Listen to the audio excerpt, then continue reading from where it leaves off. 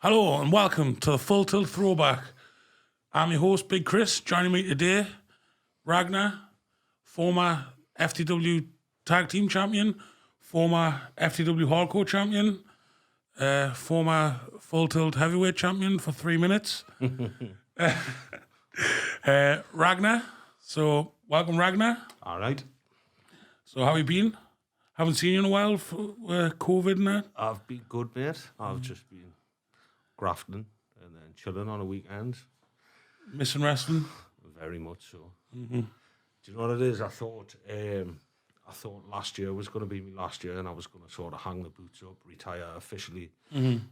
And after having to close early and take a year off, I'm not ready to retire anytime fuck soon. That. Yeah.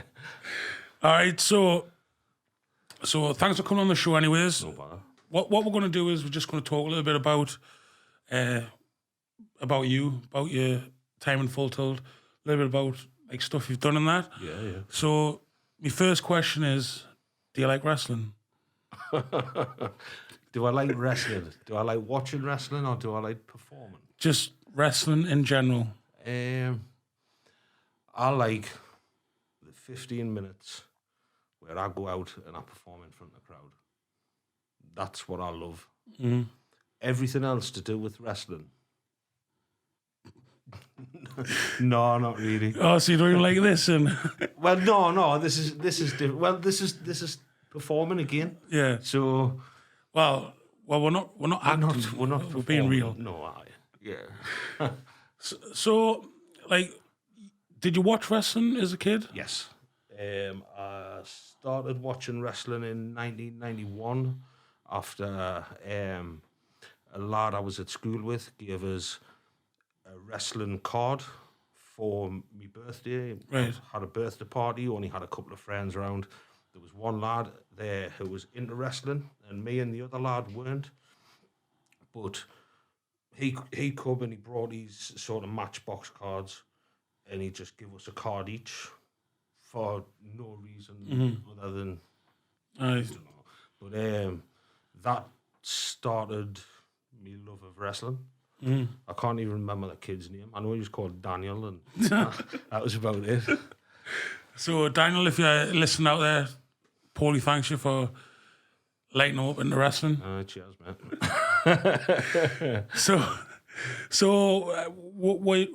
You obviously grew up watching the Attitude Era and stuff like that. You didn't? Missed the Attitude Era. You missed the Attitude Era. Yes. So you got like the comic book early 90s stuff. Yep. And then you missed like all the tits and arse in there. I was getting tits and arse, mate. That was why I missed the Attitude Era. Well, so was I, but I still watched Attitude Era. So you were kind of like a Laps fan. And then... Not really.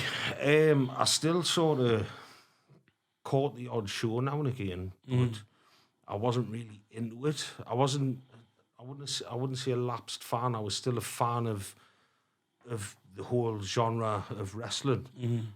But I had more important things to do on a weekend. When was the Attitude Era? 1995 to 98. Thereabouts. 1995, I was 13. And doing what most Northeast 13-year-olds do. I was going out drinking cider in parks and other questionable stuff that now, if my kids were doing it, I'd give them a clip. But back then, you think... Stay in school. That's all we tell people now. Stay in school, kids. So obviously, you when you started wrestling, you started like quite late. Yeah, I was 31. But again, when we first met, and you told me like that you wanted to do wrestling. Yeah. You did tell us that you used to like when you used to drink on the weekends, you used to wrestle in your kitchen. Yeah, and then you've nearly killed people in your kitchen. No, I told you one story about me and my brother being drunk after my daughter's christening. And for some reason, I thought it would be a good idea to jackhammer him. Well, actually, sorry, I'll start again. I decided to get him up for a stolen suplex. Now, I'm as you do 5'11", 5'10", 5'11". My brother's 6'4". My sitting room was only 7.5 foot high. So as soon as he got halfway up and round, I sort of jackhammered him onto my floor, and nearly killed him. yeah. I think I did actually fracture his hip. He had to have a scan on his whole body. He had an accident a few years later, where he fell off a roof, and all the damage was on one side. Yeah. He found a tiny fracture in his hip on the other side, and I think that was off the jackhammer. Dangerous. Yeah, I've never done anything like that since I started wrestling, though. Is that the truth? No. So just a little bit of like a backstory before we're getting to wrestling. Me and Paulie met through like a mutual friend, and it wasn't even nothing to do with wrestling. Like I was buying a car, and then obviously this mutual friend was like, "Oh, we made Paulie selling the car." And then when we got there, after we talked about the car, he was just like, "Oh, you like wrestling?" So then we started talking, and you were like, "Oh, I want to come down and give it a go." Yeah. Now, I'll tell you exactly how the conversation went, right? I said to you, "Do you know what I think would be a good move for you?" And he went, "How are you then?" I went, "Samoa Joe's Muscle Buster." And you said, "I would love to do it, but nobody would take it." Yeah. And I said, "Still no one wants to take it?" I said, "I'll take it." And he went, "Come to training then." And it just snowballed from there.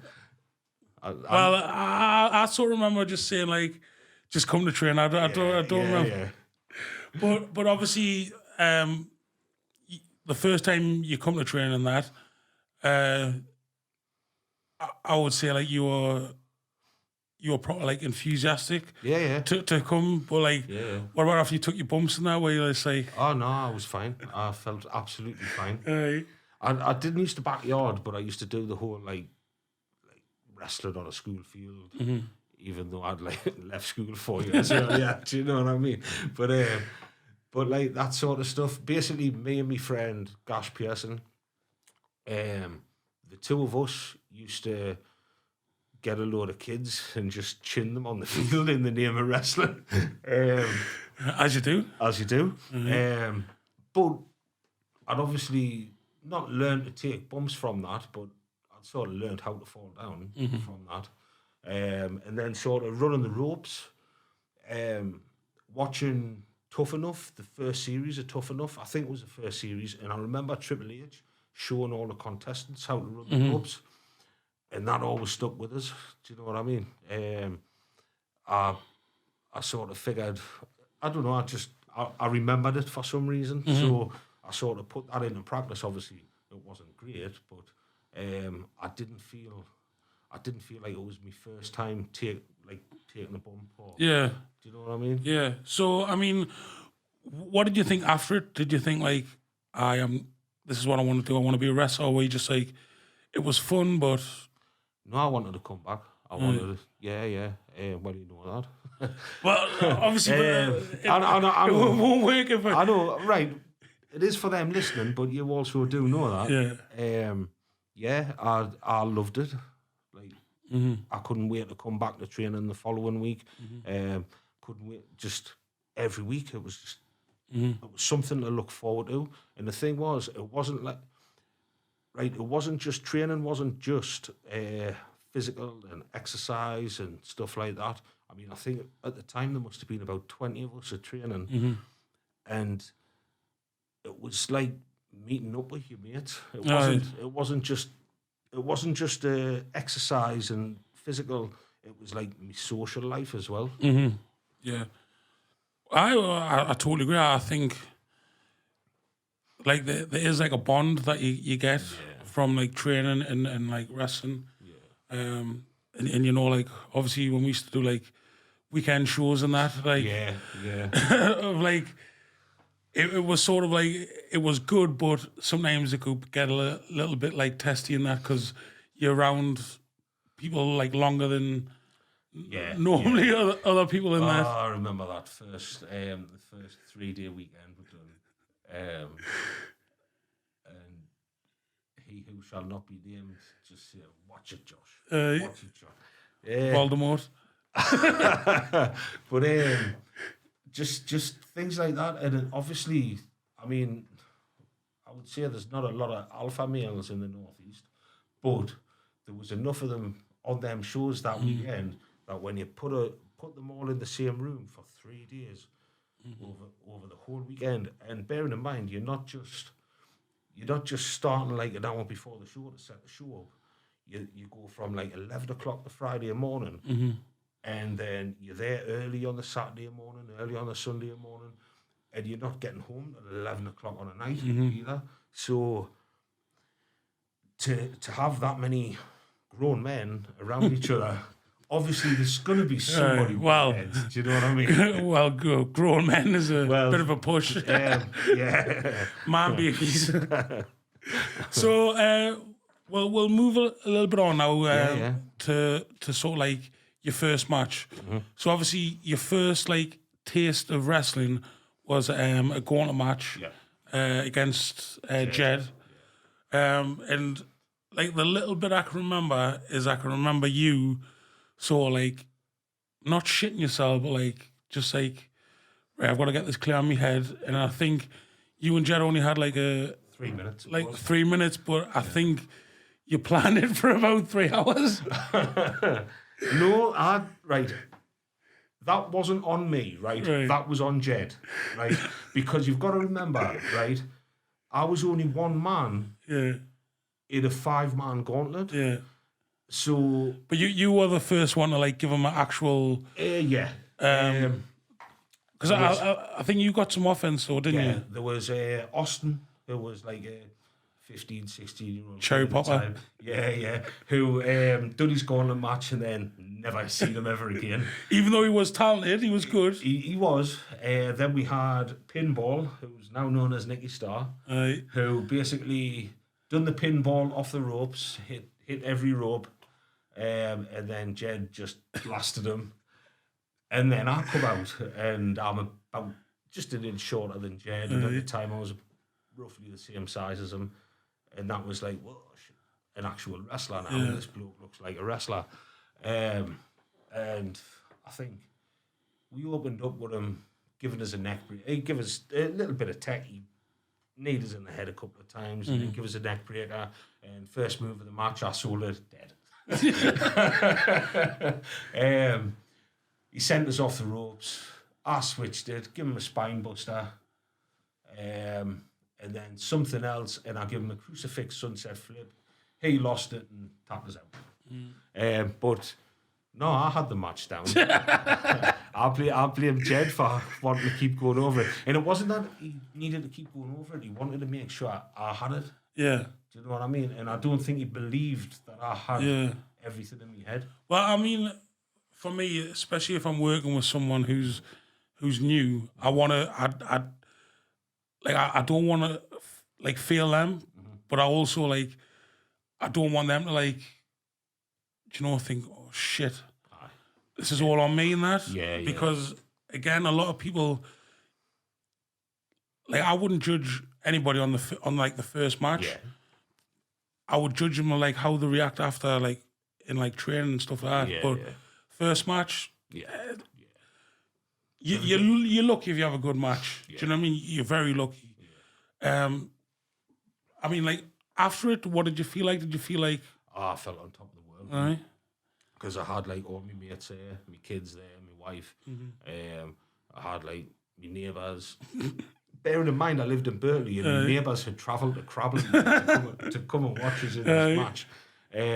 Oh no, man, I felt on top of the world. The next day when I woke up, I didn't. The next day, I was limping. My knee was tweaked. My back, well, I took the next day off work. Do you know what I find mad about wrestling is like you can have a match where like not much happens, but then the next day you feel like you've like been through it. But then on the flip side, you can have a match where you do like loads of stuff, and the next day you wake up and you're just like fine. Yeah. It's weird. So we're going to jump ahead now to your first match, your first proper match, which was against Rubik's Roach and Jana Centurion Country Club.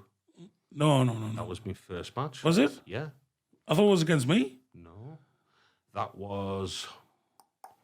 Hold on. I had a bit with Jed. Had Janus. And... Is that why you beat Naz up? Yeah. Then there was the match where I tagged with... What's his name? Quinny. For the tag belt. All right. And then it was you. You were my fifth match. All right. Oh, I mean, that was... well, that just ruined all my questions now. Well, hold on. No, because, like, we'll get back to that, right? Because that was my first singles match. Yeah. Right? I'd basically been carried through every other match. Do you know what I mean? Because, I mean, it was, like, against Assassin, who was, like, obviously a veteran of the scene. I was in with Janus and Rubik's, who had been about a fair bit, so they knew what they were doing, and I'm trying to think who the other one was with. Oh, Jed. So I wouldn't count Jed as my first singles match. I was just part of a gauntlet, but like the first actual full singles match was me and you. Right. So we'll talk about your first match which was tag match at the NE6. Yeah. Against Rubik Roach and Janus the Centurion. Yeah. Janus. I'm sorry. I can't say your name, but I'm sorry. Yeah. But anyways, but it was also like your first like the first like in-ring talking bit. Yeah. That you and Sam done. Yeah. So I mean, like, what about that? How did you feel about doing that kind of stuff? I was all right with doing the skits, but I think Davenport done all the speaking for that show, for that first bit. Yeah. I was just sort of like his hired muscle beating us up. Do you know what I mean? Done a lot of screaming as I was charging him in the corner, but that was about as vocal as I got. And you had lovely matching jackets? Yes, they were beautiful. I've already just thrown it out a few months ago. But I mean, again, I would say like that was something where we'll put you like the 2 years together, and it was like sort of this might work as a tag team because obviously Sam had been wrestling for a while. Well, I know that it was Sam that initially brought up the idea of us tagging together, you and Mickey at the time, and originally I don't know whether you wanted to, but Mickey wanted to. And if you remember, Mickey was like, he had a little bit of say in what was happening at the time. Initially, Mickey wanted a faction called the Country Club, where it was going to be Sam was a leader, and me, Josh, and I'll never remember Josh's mate in a million years. Andrew. There we go. I remember every person that I've trained. So, even though some people don't believe that. So, the three of us were going to join Sam's faction as a country club, but Sam went, I don't want that. I want to tag with Paulie. This is what's going to work, tagging with Paulie, not the faction. Yeah. So, Sam Davenport, he had a lot to do with sort of getting us on shows and the creation of the team. Yeah. Well, I mean, like, I would say, like, the country club's probably the best tag team that we've had in FTW. Are you listening, Ashens? Are you listening? Geek Squad. No. G.O.D. Oh, yeah. Are you listening, G.O.D.? Aye. Are you listening, Geek Squad? Are you listening, every other tag team? Except me and Lou. We've never come up against it. Yes. But like, I would say, like, the main aim, like, then was, like I said, I was like, right, FTW was going to be about tag team wrestling. Yeah. And, like, as soon as was said that there was going to be tag team belts, like, nearly every tag team... Everybody. not even just in, like, around us, but everyone was like, well, yeah, we're in our tag team and that. Come work. Everybody did it. Just all FTW is about tag teams. They've got belts. We'll we'll be a tag team and we'll go and challenge for their belts. I said, no, mate, we've got stuff planned. Yeah. But I would say that I would, like, when we first, like, started up, like, the whole, like, tag team, like, storyline, I thought, like, we had the best tag teams anyways, so it wasn't... It was Brian Luke. Yeah. Connor and Glenn. Sorry. Assassin and Lucas Marvel. Yeah. Robbie Ryder and Max Heat. Yeah. Me and Sam. I'm trying to think. Me, Michael. PBD. Yes, PBD. Purple Pit Dodgers. You can say anyone, but don't say that, because I don't have to explain that. The pretty bad dudes. Yeah. Right. And there was also, for a time, there was also Lucas Marvel and MGH. Aye. For a bit. Until MGH fell apart. Yeah, I think he buggered off to America and learned to play baseball, didn't he? Well, I've seen some of his when he tries to play baseball. Hi, Martin. So let's talk about that first match. Right. All right. So a little bit of background for everybody. Before we even decided to have that match, I was like, I did want to wrestle Paulie. We had like sort of a spot. Like basically it was going to be a plant in the crowd. Yeah. Because I thought that would be the best way to do it. But then obviously you come to training, blah, blah, blah, blah. Yeah. And then we were like, right, screw it. We'll have a match and we'll be the main event because it was going to be in Burley. So Paulie's from there. I also used to live there. So it was doubly. But then there was like a few bad words said about... Oh, yeah. 2 trainees, 2 strobes on the poster. That's the only thing you advertise in the show for. Yeah. So that sort of like lit a fire under my horse, and I was like, right, fuck it. Let's have the best match that we can. Not only that, we were turning people away at the door, and we were actually turning people away. Yeah. The room was fuller than it was allowed to be, and there was still people wanting to come in and watch. Like the club could not believe how much custom and attention that this show was getting. And they asked us to come back before the show had finished. Before the show had even finished. Mm-hmm. So anyways, the match. Did it start off as a? It started off right. It was just going to be a normal match, wasn't it? No, it was going to be a full tilt match, right? No, but I mean, like, it wasn't going to be like. There wasn't going to be like any kind of because it basically just turned into like a street fight. Well, it was supposed to be a full tilt match. Yeah. It was supposed to start off a fall each. Aye. So once you had one fall, I can't even remember the match. Once you had one fall, yeah. Your next, which had either be pinfall or submission, your next fall you had to win by knockout. Yeah. So obviously we'd done the one each, and then we went to the knockout. Yeah. But again, because obviously this was like, well, I hadn't lived in Berkeley for a while, but Paulie lived there, so we wanted to like do something. So we were like, what can we do? And we had to think about it. And then for people that don't know, it's like, as well as being like a wrestler, Paulie's also a master plasterer. Yeah. I don't know. I think I'm just making that up. I'm a tradesman. I'm a plasterer. So then he was just like, I can build a fake wall. So then we were like, fuck it, let's build a fake wall. Yeah. We even got the paint off the club to paint the fake wall. Yeah. And literally, I would say about 4 hours before the show, there was just a door there, and I was like, yeah, this isn't going to fucking work. This isn't going to be done in time. But he knocked it up, and people that had been in there didn't even realise that... The door wasn't there. Yeah.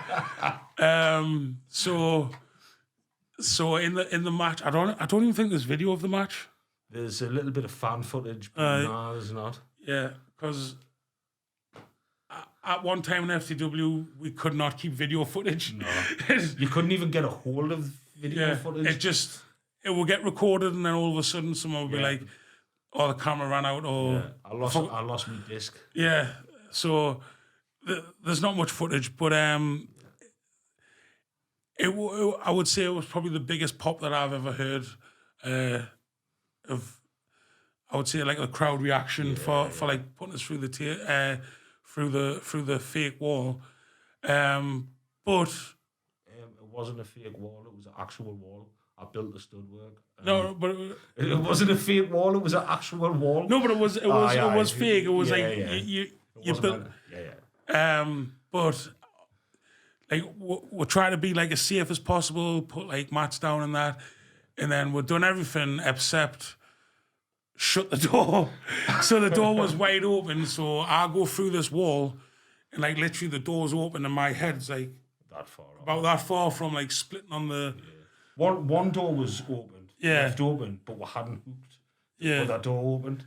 And like I say, when I went through it, the crowd were expecting something big. Yeah. Because we'd been all over. Did we restart the match? Was it restart the match after or before? I think I'd already gotten a pin on you. No, I hadn't.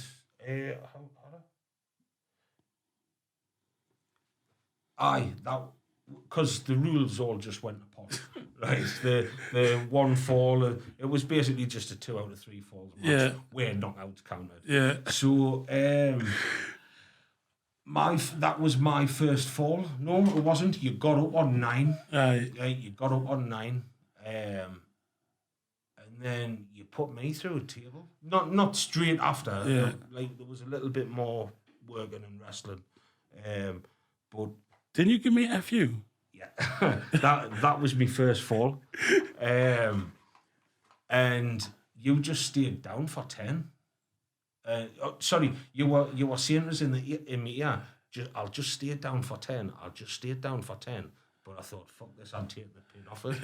And the place erupted, and it wasn't even the finish of the match. Yeah. Yeah, so he was champion for like 3 minutes. Yep, 3 minutes. Creative control, sorry, I sort of restarted the match. Well, to be fair, we'd always planned you to go over. Yeah. So when I got the second one, it was like, what's going on?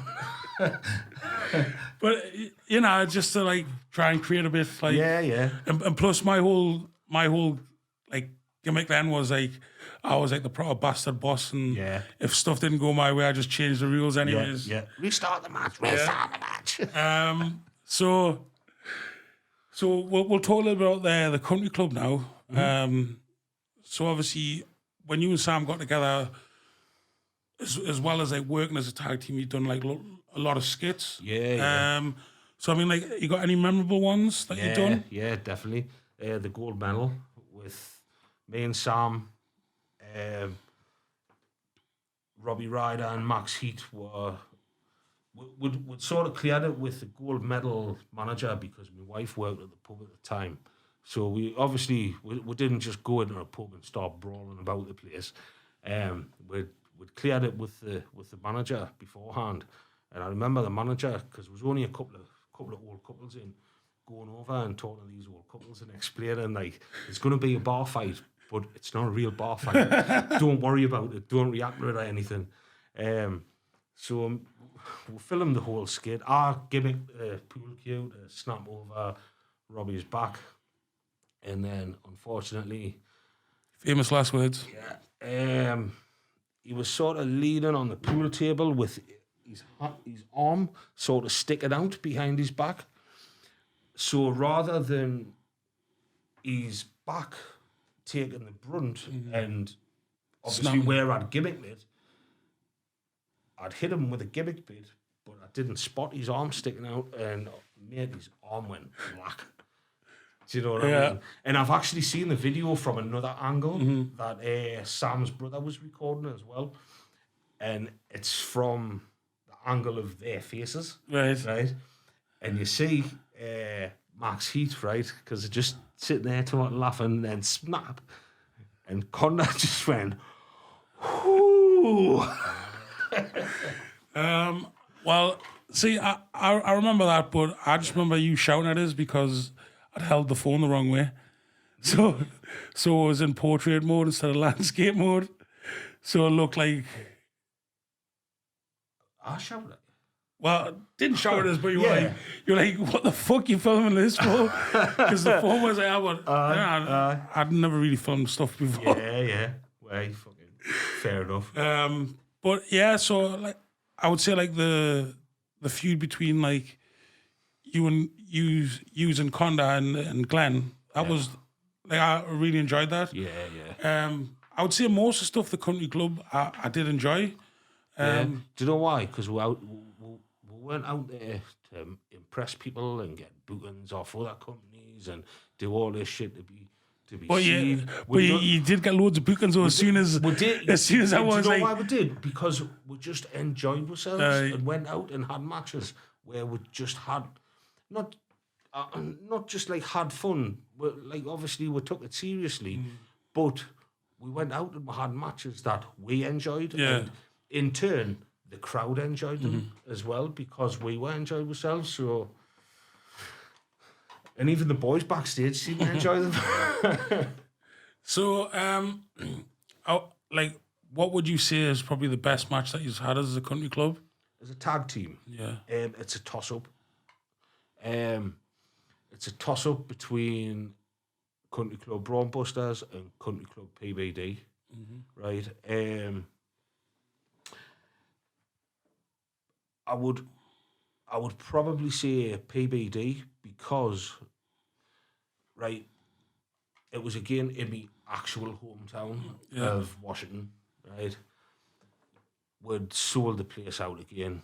I think it was about 300 fans in there. And we had the police turn up. Yeah, somebody actually phoned the police because there was fighting in the White House. And they... We done it before Donald Trump. And then the manager of the club actually went out to talk to the police and says, we're getting reports of fighting in the club. And she says, yeah, there's been 3 fights. And the police were like, all right. And she went, come in, have a look. And they'd seen we're wrestling. She went, this one's on now. There's 2 more after it. She went, but if you just want to watch it, you're going to have to pay for a ticket. And the coppers just turned around and sort of like laughing and all of that. But it was just a really good show all round. And that was the first match that I've come back from where I got sort of, I'm not going to say validation because I never seek anybody's validation, but I got like sort of approval and congratulated on my match from like boys that are seen as like veterans of the scene. Do you know what I mean? See, I love that match just because, again, it was so easy because obviously there was me and my brother. Like I love working with my brother, and then it was like you and Sam, and then it was like my main issue was like back then was when I wrestled people was like they wouldn't want to do stuff that I wanted to do. They were like, nah, that sounds like it's gonna hurt. Whereas like you and Sam would just say, yeah, let's do it. And I mean, again, it was like, it was, I think it was so easy to like work that match. Yeah. Because obviously we knew each other so well. And I think as well as because, well, like, it wasn't just about like each person like individually. It was like, we want to be good for everyone. And like, when I look at the picture now, there's like, 3 pictures. Yeah, there's 3 pictures. There's like, when I give you the tick, tick, boom. The one before I give you the tick, tick, boom, where you're sitting there and you're thinking, fuck. And then when you put us through the table, and just like the faces of the people. There's one little girl, right? If you zoom in, as you go through the table and you're lying on your back, right? If you zoom right into the picture, right, there's a little girl sitting on the side. Her face is tiny, right? But you look at the picture before, and she's like sort of watching, like, oh, what's going on here? And then on the next picture where you through the table, she's like, It's just, but it was a look of joy on her face as well. That it was. Well, see, like my call always kicks off about this because he was like, no one noticed his bump, but they noticed mine. Which one? The chair. Yeah. The electric chair. Yeah. Yeah. He goes, no one remembers that. And he was like, I'm spewing up underneath the ring, and like no one's even bothered. Well, the funny thing about that, it was a full tilt match again, right? And we each had a pinfall each. And then Carl taking the electric chair was for the finish. Like, obviously, it wasn't just an electric chair. It was Sam comes off the top. Yeah, with a knee. And I sort of go back with the electric chair. And Sam actually went down to pin him.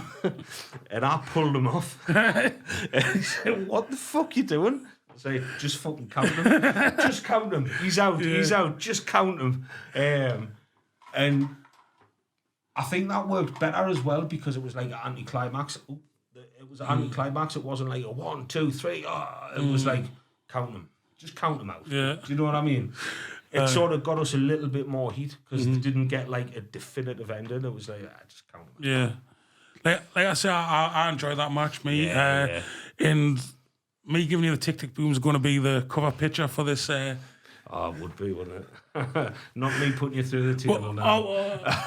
I'll put the one who's putting it through the table then. No, you're alright, man. Tick-tick boom. No, like I'm getting better at Photoshop now, so I can cut the people out. So you're putting us through the table. That's the one it's going to be. Hairy muff. Ooh. So the last part of the podcast is like you get full control of FTW. All right, so you can either control yourself, someone else. You can like rewrite all of the history if you want. But what would you do if you were in charge at any point?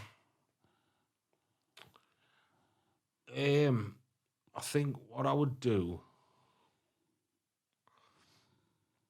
What I think about when I come back after I was out for a while, I think I rushed back anyway, but I was just desperate to prove to myself that I was coming back. I'd had 5 months out, and to me that felt like I'd had 5 years out. But like when I look back on it now, I'd come back far too soon. And me and Sam had a little feud because before I took bad. Just after I took bad, I sort of went my first show back just to sort of stand in the ring, give me belt up. Sam sort of turned on us, but he didn't get physical because, he obviously couldn't. Yeah. And it got him some heat. 5 months later, like I say, I returned at the same venue where he turned on me.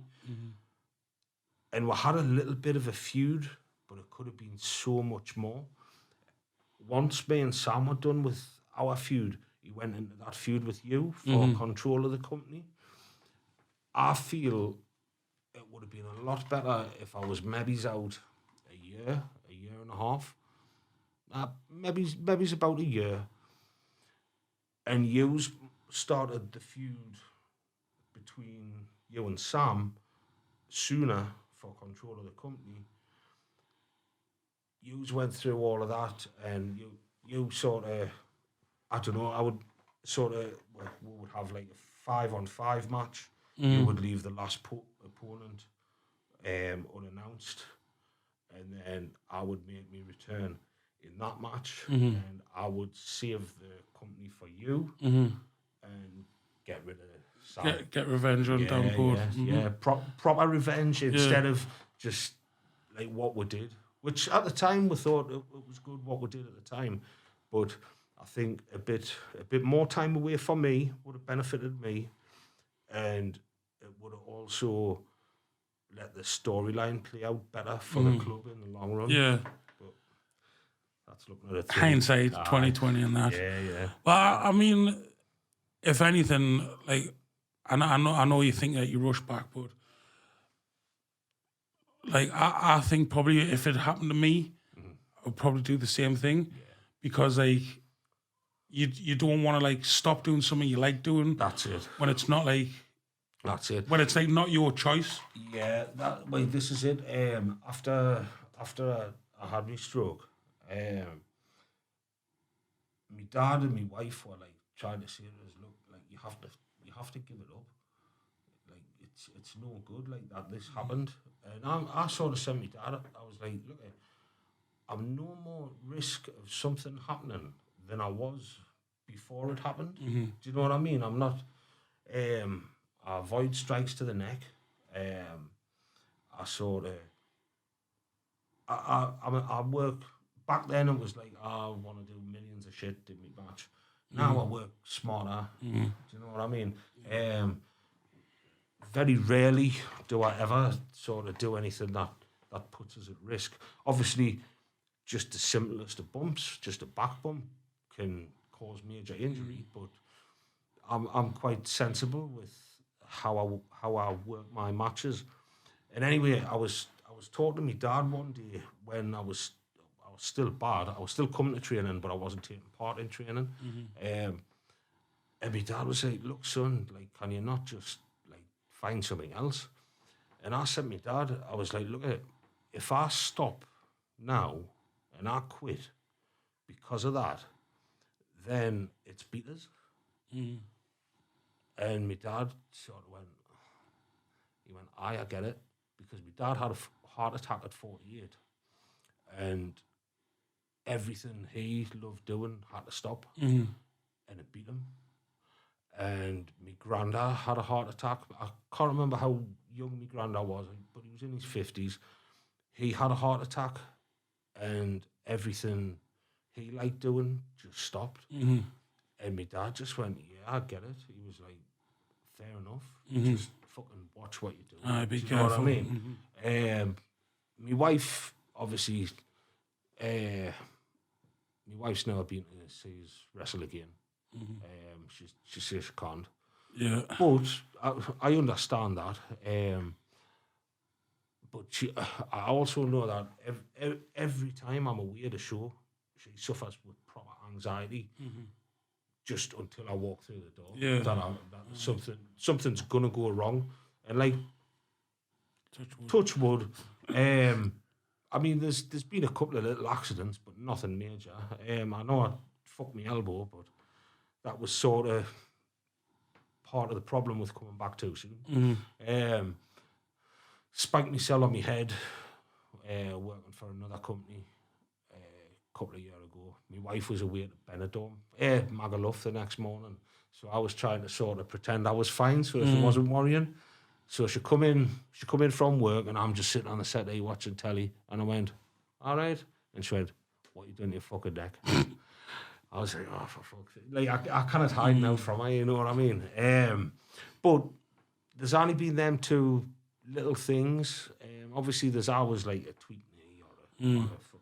I'm quite flexible, so like naturally flexible, so like I can bend all sorts of ways anyway. A little weird flex, but okay.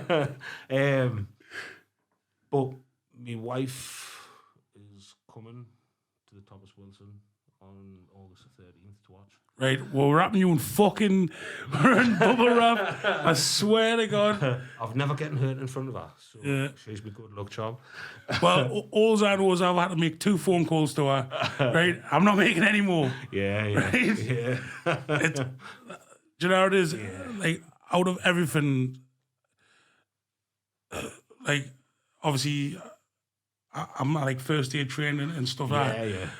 It's totally different when it's like someone who you know, and well, I didn't want to taboo too much. And that, but like, that's fair enough. when it happened, it was a bit weird because I'm literally there as the coach, and I'm like, all right, something's going wrong, and then literally everyone else is just like a kid, and they'll just say, oh, what's the matter? And I'm just like, it was probably one of the most stressful things. Well, obviously for you it's going to be stressful, but like, it's fucking. I tell you what it is, mate. Right? It's the worst thing that's ever happened to us. I think maybe it's the worst thing that's ever happened to us. But it's also one of the best things that's ever happened to us because before it happened, I wasn't aggressive and angry and shit, but like if something got on my nerves, then I would have to fucking kick off. Now it's just like, such is life. Yeah. I couldn't give a shit. It's a few months ago, right? Because obviously the pandemic's getting everybody, and I was getting worked up about something. And my wife just went, "Will you fuck off and have another stroke, man? Chill out." You know, but like, I don't know. It sort of makes us appreciate what's important in life. Like, I've had jobs before the stroke where I've been away earning money and I've been fucking loving the money. And then after the stroke, I was away earning money and all I wanted to do was be at home. I with my go family. home. You know what I mean? And it just teaches you what's important in life. Now, I'm not fucking advising everybody to go out and get fucking strokes, but like I say, it just teaches you what's important in life. And obviously, wrestling was important to me because I wanted to come back to it. Yeah. You know what I mean? Well, I mean, we've come to the end of the podcast. We've probably done like extra 15 more minutes. Yeah. I got shit to talk about. But before we go, like, if you got anything you want to plug, any social media? I know you've got a few matches coming up as well. Yeah, I've got, let's think, I've got 17th of July, Northside Frontier Wrestling at the Modern Residents Association in North Shields. Then 24th of July, I'm working for Rapid Action Wrestling. That's a new company. 24th of July at the Grove and Moorside Club in Concert. Hold on. Rapid Action Wrestling. Raw. Fuck off. Yeah. I don't know who runs it, but like, just no. Paul Wild. I'm not going to say nothing more than that. There's MPW, Pegswood. That's August the 6th. FTW at the Thomas Wilson Club. That's August the 13th. NSA, Northside Frontier Wrestling again, August the 14th. And that's at the same venue. August the 20th, EPW at Temple Park Leisure Centre in South Shields. And that's as far as I'm going to go with like plugs for shows. All right. Stop rubbing it in. You got loads of fucking bookends. That's what I've put on my page, so that's what I'll plug at the minute. Twitter, follow us at Ragnar Destroyer. Facebook, follow us at Ragnar Destroyer. Don't send us a fucking friend request because I've got too many friends. Send them a friend request. I haven't got Instagram. I had Instagram, hated it. I haven't got Snapchat. I had Snapchat, never used it. So just follow us on Twitter and Facebook and happy days. Yeah. Don't send us a friend request. In all of them wrestling companies, I expect a free ticket for that plug. All right, so anyways, thanks for watching. Thanks for coming down. Hope you've all enjoyed it, and bye.